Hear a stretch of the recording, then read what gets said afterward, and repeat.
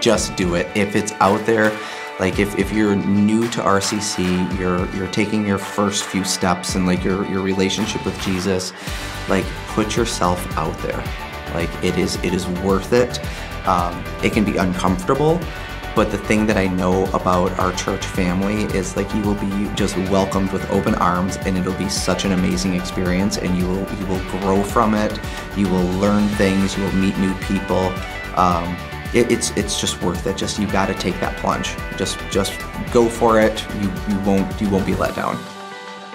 I think in general, what makes me so excited to go all in is because I think that's what I really believe that's what God wants. He wants you all in. You know, sometimes people might be like, well, now's not a good time, or maybe when we do this, but there's never going to be a perfect time. So just to jump in with both feet and just trust in God and the work that He's doing. Once you've taken that first step and you begin, I don't think there's anybody that's ever been like, gosh, I really regret that. I would say listen, because if you are thinking that you're hearing God nudging you to do something, just listen and listen to what He wants you to do. And like you said, go for it. Listen and go for it.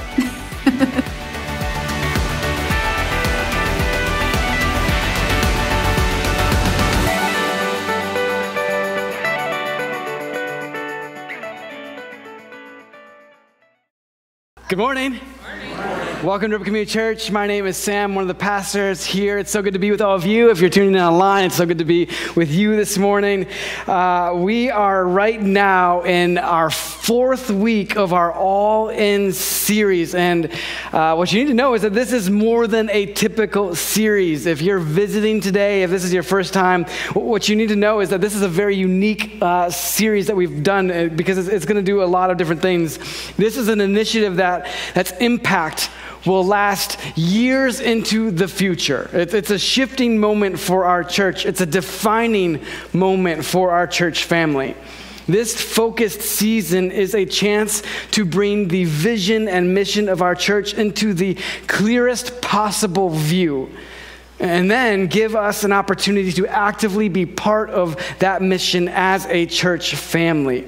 To recap for you, or if you are visiting, you want to just be caught up on what's happening, we've come a long way over the last number of months. For years and years and years, 20 of them, we've been searching for the next step for our church family, a more permanent home that really, really fits. And over those years, we've made this building work for those number of years, but we've done so with a ton of limiting factors, as you probably even noticed as you walked in. Parking, for example, it's tough to park anywhere around here. The street right over here, you gotta dash through it just to make sure nobody's coming from either direction.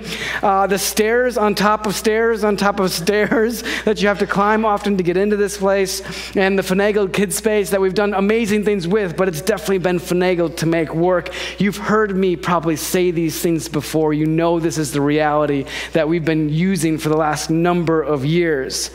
But as you all know, or as you might know, is that God has provided this incredible next step for our church family. A space that literally meets and exceeds all of those needs that we have. 19,500 square feet. More than 150 parking spots, a completely accessible space, room for kids to run and play, grass, we don't know what that is here, that's super exciting, natural beauty, these amazing things. It's super incredible that God has provided this opportunity. And so we've reached this moment where we get to see together what God can do with a church family who desires to represent Jesus well to our community and beyond. And a tool like this building right here, like this building, will be able to use to accomplish that goal. And you need to know, as a church family, you need to know that we are on our way. We've set a bold goal of reaching $750,000 of commitments over the next 2 years, 24 months above regular giving. That's been our goal. And this past Tuesday, about 80 people, a little over 80 people from RCC, people who have led and served and financially sacrificed for this church over the years, got together in this very room, 80 people representing over 40 families, and on that night, this past week, over 40 families made an advanced commitment on Tuesday night. And the vast majority of those families, the vast majority of them, their commitment was the largest financial commitment that they have made to a church ever before in their life. Our entire church family next weekend will have a chance to participate in that on March 12th. It's going to be such a special day next Sunday. I can't wait for it, where we as a church family get to be part of that together. So we're on our way. But to do this, it's going to take all of us. To do this and to do it well, we'll need all of us to be all in that way. In the Bible, as you look through the Bible, it always takes unity to take on any big risk in your life and in the life of a church. It always takes risk, and any faith-filled endeavor takes that. For example, as you look through the Bible, let me set the scene of a particular example of this in the Bible for you. If you look at the Old Testament, there's this one big old scene that you can't help but notice. The Israelite nation had found themselves enslaved in Egypt. And they're so enslaved and so under pressure that they literally cry out to God to save them. And so God, he sends Moses. Moses then leads, to make a long story very short, leads Israelites out of Egypt from slavery. And over the next 40 days, he leads them to the shores of this very special land, this land that was promised to them since years and years and years before, this promised land. This land that they said was flowing with milk and honey. Like, it's an amazing land. It's incredible. It's full of all kinds of good things. And so they get there, they get on the shores of the promised land, and to go and kind of check things out, they send in 12 scouts to go and survey the land, make sure that it's all good, see what they're going to be up against in order to take that land. So 12 scouts go out, they find a bunch of different stuff. They bring back these like bushels of grapes that you have to like hang over your shoulders. It was amazing. Just incredible fruit and amazing stuff for them to have. And so they bring those things back, but 10 of the 12 scouts that come back and they say, hey, it's amazing.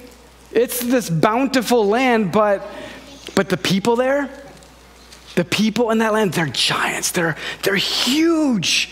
They're so powerful. We should be frightened. We should be scared. And so these 10 scouts, they talked to the whole people. 2 of them said, no, we can take the land, we can do it. But the 10, they're just overpowering. And so everybody gets frightened and they shy away from it. They decide that we just can't do it. We can't take this land.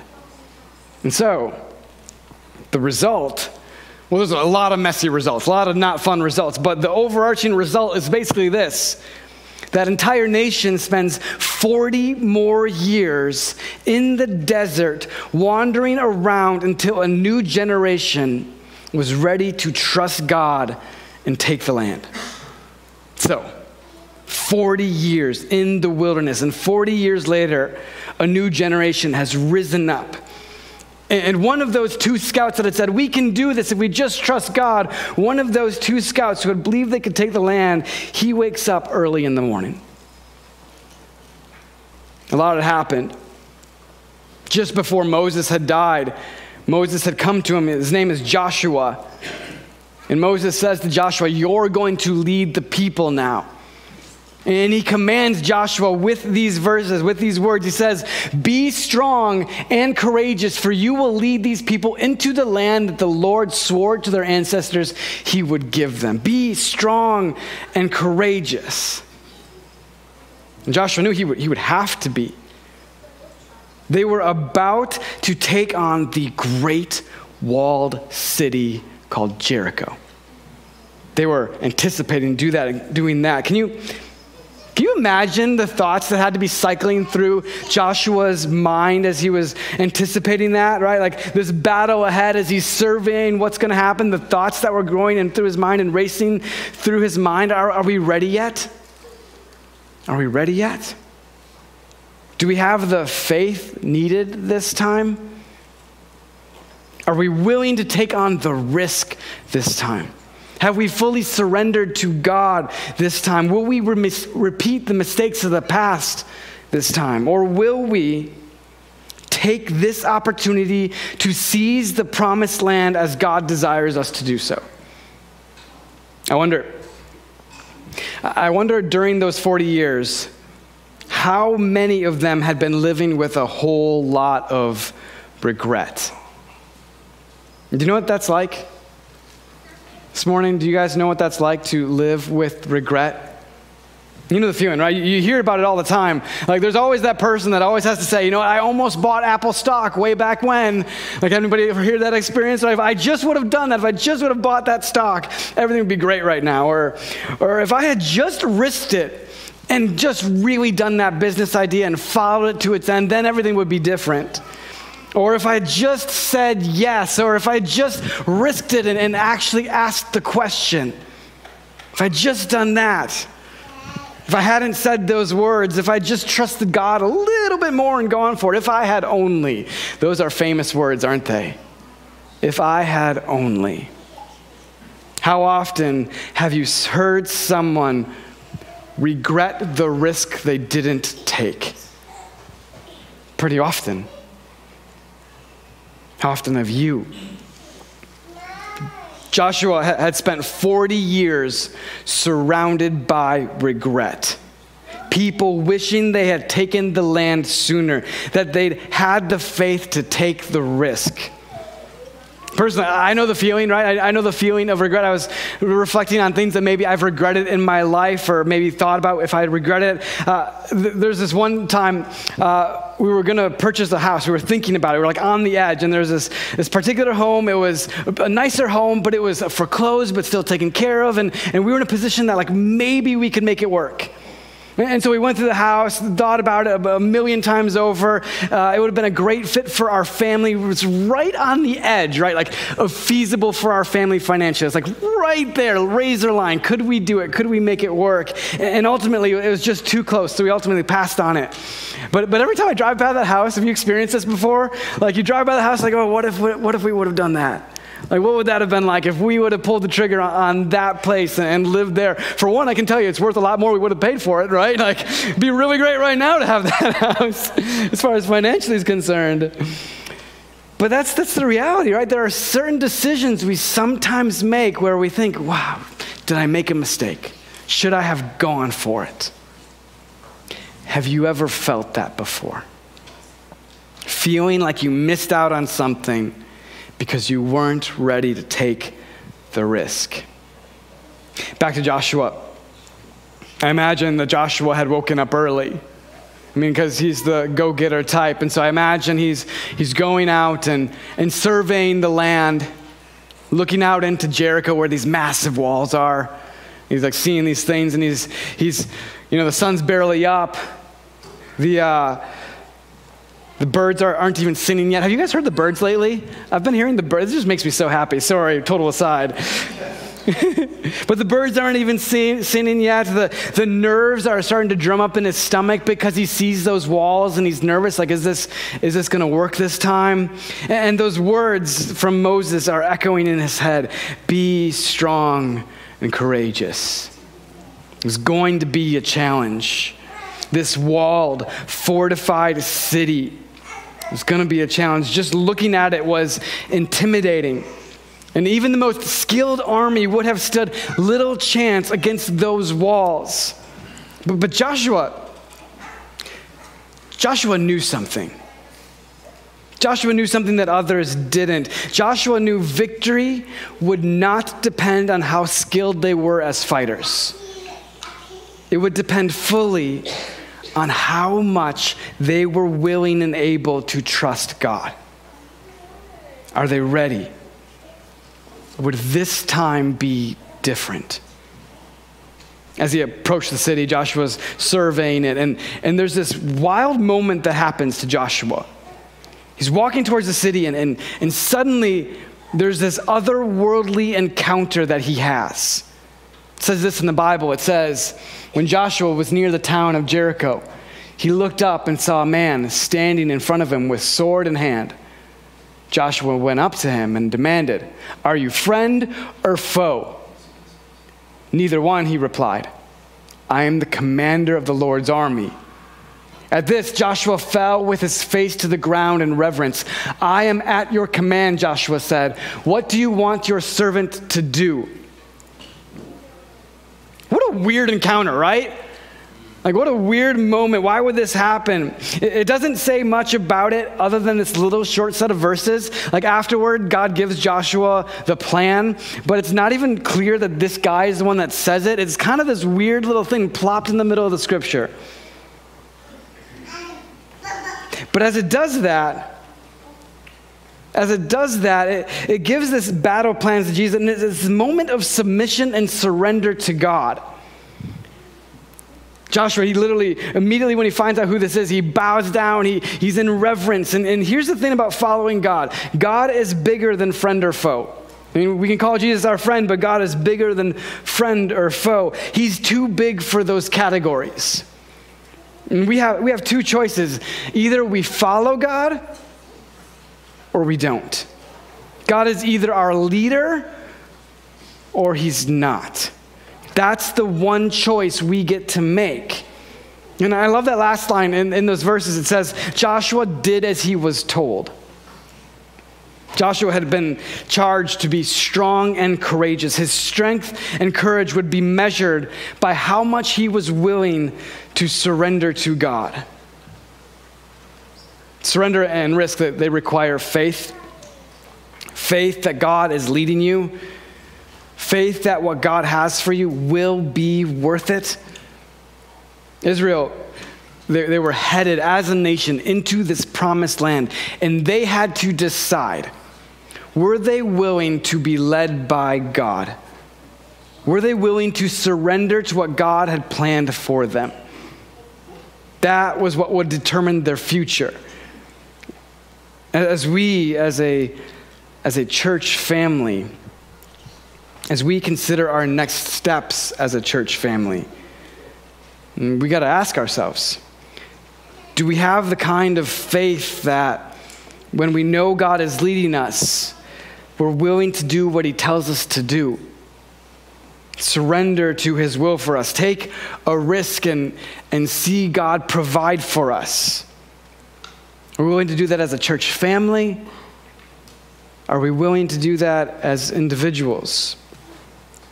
Joshua and Israel, they did. Joshua was given literal marching orders right after that interaction. God instructed Joshua. He said, hey, this is how you're going to win the battle. Take all your men, the 40,000 troops you've got, who are basically like people that have been wandering in the wilderness, not really fighters, but 40,000 troops, right? Go to Jericho, and I want you to march around the entire city borders once on the first day. And then go back to your camp. And the second day, I want you to do it again. March around the city again. And then for a third day, and a fourth day, and a fifth day, and a sixth day, each day, march around the city one time. And then on the seventh day, I want you to do something different. On the seventh day, I want you to march around the city, not one, not two, not three, 7 times. And I want you to do it in complete silence. Nobody's saying a word. 7 times around the city. And then it says this. It says, when you hear the priests give one long blast on the ram's horn, have all the people shout as loud as they can. Then the walls of the town will collapse, and the people can charge straight into the town. Can you imagine? 7 times around the city on one day, silently, all you hear is around the city. And then you get to that moment. They stop. Complete silence. The ram's horn. And 40,000 people shouting as loud as they can, the roar of an army. And then the crumbling of walls. When Jericho's walls crumbled, it wasn't military strategy. It wasn't the skilled warriors or the fancy military equipment. They didn't have any of that. It wasn't even the size of the army. It was God. It was God providing entrance into the promised land. It was faith that was willing to take a risk and surrender to where God was leading. Over the past number of months, I had several different conversations with a bunch of different people, but one person that I continue to talk with is the founding pastor here, Mike Hulbut. So as I've spoken with him over the months, we've had a bunch of different conversations, but one I remember very clearly is this. It was really early on in the process, and I told him, hey, Mike, you know what I'd really like, and it's a little embarrassing to admit this, so you guys might laugh at this fact, but I told him, Mike, I really want a no faith required decision. Like, that would be really nice. It's just so crystal clear, I don't even need any faith to make it. And he chuckled, and we both laughed because we know that's just not possible. But this decision, by the way, came out as close to that as I've ever experienced. But in the end, there's no such thing. There's no such thing as a no faith required decision. If you're going to go where God is leading you, it requires faith. You need to have faith to walk through the risk, to bring the walls down. I'm curious, in your life, what walls do you desperately want to come crumbling down? Are you willing to take a risk and surrender to God in order to see them come down? Maybe beyond that, how about someone you care deeply about? What walls in that person do you desperately want to see come crumbling down? And are you willing to take a risk and surrender to God in order to see them come down? Hear me say this. 1 Westgate Drive, the Royal Ridges property, our future church home, is not the promised land, okay? It's not whatsoever. It's just a building. It's not the promised land. Do you know what that property is? It's a tool. It's a tool. It's a tool that will wage God's kind of war. A tool that we must use well and build well in order to tear down the walls in people's hearts, souls, their guts, their gut checks, so that they might enter the promised life Jesus offers. The promised land that we will be using that building to point to is a new life with purpose and direction and meaning, a life that extends into eternity with Jesus. If used well, it'll point us there. It'll help point our entire community and beyond in that direction to a life with Jesus, the promises of Jesus. This last week, I heard a line. It's still winter a little bit, right? It's not completely spring. Like, we're all anticipating it. But in the wintertime, I'll work out by riding my bike. I'm a cyclist to a degree, and so I'll set up my bike on the rollers or the trainer thing, and I'll watch like a show, right? And that's my time to watch TV shows and movies where things blow up. Because my wife and I, we'll watch, mysteries and, funny shows, that kind of a thing. When I'm riding my bike, that's when I watch blow-up movies, okay? That's when that happens. Like good versus evil, that whole thing. It's just helpful for me to ride faster. That's the way it works. And so I was doing that this last week, and I was watching this show, and there was this line between two characters that just it nearly made me fall off my bike. It was crazy. It just struck me. They were in this situation where they had just done something very risky. And one of the characters, they say this question, they ask this question, what have we done? And the other character, the response, it shook me. The person said something like this. They said, we've chosen a side. We're fighting against the dark. We're making something of our lives. And that hit me. Like I said, I almost fell off my bike. And it occurred to me how often we lose sight that is exactly what we're doing as followers of Jesus. We may not use guns or bombs, but don't let that fool you. We are in a battle. We're fighting against the dark. We're using our lives for something bigger than ourselves. When the Israelite army charged into Jericho, they ran right through the walls because they had crumbled to the ground right in front of them. They fell by the power of an army that had faith in God. God made those walls crumble to the ground. Here's the question. What walls are you trusting God to tear down? What darkness are you fighting against? Whose walls? Whose life do you pray will be different because we're trusting God together in this new season to represent Jesus well to this community and beyond in brand new ways, the best ways we know how? Before I finish this morning, I'm going to ask the band to come up on stage. We're going to do something a little unique. We don't always do this, but we're going to spend a minute and we're going to sing a song together, and then I'm going to come back up and finish the sermon. But the song we're going to sing is a song called Jericho. And you maybe sung it before, but I want you this morning to pay attention to the lyrics. Pay attention to these lyrics and own them for yourself. And not just for yourself, but imagine being used by God to make them true in the life of someone that you care about. The lyric, as they were warming up this morning, that really stuck out to me is these lyrics. My prison turns to ruin when your love moves in. And how true is that? That's what we're about. Helping people experience God's love and be set free because of it ourselves and giving that away to others. Would you guys stand up and we'll sing this song together? That's the business we're in. We're in the business of tearing down walls between God and people, between people and God, of fighting the darkness in this world. You've maybe experienced that yourself, or you've experienced God take down those walls.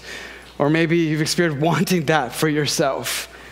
Or maybe you're sitting here desperately wanting that for someone you care about. That's what we're about. It's why our mission is to represent Jesus well to our community and beyond, because that's what breaks down walls. When we represent Jesus well to people in our life, that's how the walls come down. God uses that in us. Here's my challenge as we close. Some of you are making a decision, and you're considering the decision to be part of All In. And this is the next step you need to take in order for walls to come down between people and God in this community and beyond. Some of you this morning are already there. You're already ready. You've made your decision and you're ready. Here's the challenge. It can't just be financial. It's a whole life. Living your life to represent Jesus well, to be the person that God uses to make the walls of hard-hearted people crumble to the ground. That can be a risky way to live, but it's worth it. You get to experience when that happens. If it's the first one, if you're still considering whether this is something you should be doing, anyway, we have these cards. This could be your thing that you grab on the way out to pray about as you consider what part you want to play in this all-in thing, this all-in initiative. And this is between you and God. Nobody else is involved. This is what you think God wants you to do. So be encouraged to make that a risky choice.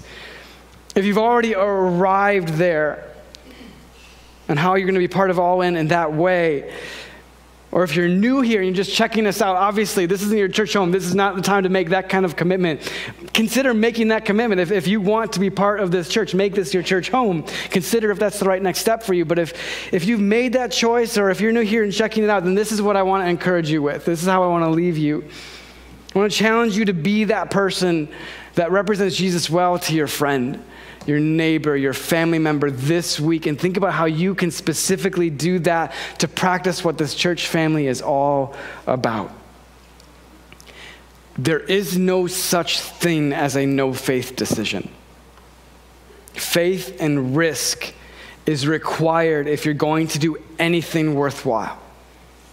I don't want to be like Israel when they acted out of fear instead of faith and spent 40 years in the wilderness. I want to be like Israel, the Israel that marched through faith-crumbled walls. I want to see people experience the promise of Jesus in their lives. How about you? How about you? Let's ask God to lead us. Let's surrender to where he's leading us. Let's ask God to show us how we're supposed to be part of leading people into that promise of Jesus. If you want that for your life, I'll ask you right now, we'll pray to close before we do 2 more songs of worship. Would you pray with me?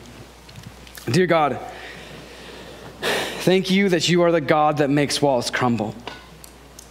God, as we consider these next steps for ourselves personally and as a church family, we ask that you would give us the faith required to take risks, that we would choose to invest in you, invest in what you're doing in this mission of crumbling people's walls that they have built up between themselves and you.